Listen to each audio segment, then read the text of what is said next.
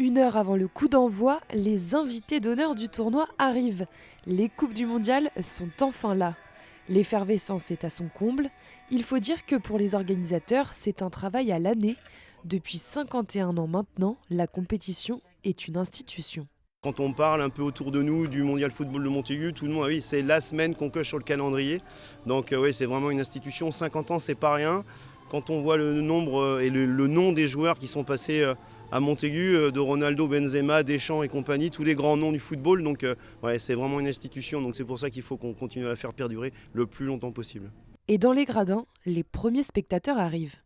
C'est vrai que d'avoir un événement de ce titre-là à Montaigu, ça reste quand même quelque chose d'impressionnant. Du jour au lendemain, tu pars voir un match mondial, c'est incroyable. Et certains sont venus de loin. Bonjour tout le monde, on vient de San Francisco. On est là avec l'équipe mexicaine. Allez Mexico! Côté coulisses, les derniers préparatifs battent leur plein.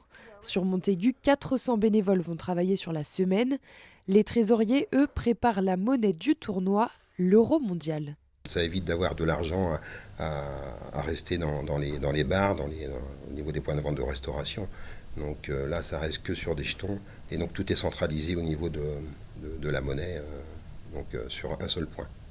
Et oui, pour acheter ces boissons chez Dédé, il faut donc utiliser ces jetons. Derrière le bar, tout est prêt pour hydrater les supporters. Super ambiance dans l'équipe en plus. Et les gens sont super sympas, le public, on n'a aucun souci avec le public. Ouais. 16h, le coup de sifflet est donné. La Suède a affronté le Mexique pour le match amical d'ouverture. Score final, 1-1.